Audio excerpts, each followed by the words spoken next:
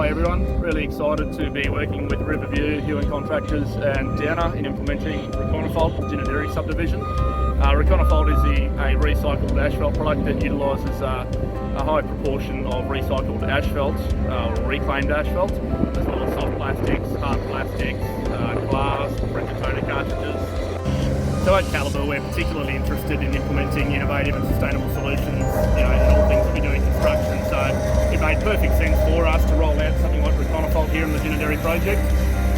We've got about 4,200 tonnes remaining to go in the stage 2 development, which from the research we've conducted indicates that is the largest single project application from a residential subdivision point of view on the east coast of Australia and potentially across Australia. So it's really exciting to be involved in it from day one out here at Ginaderi.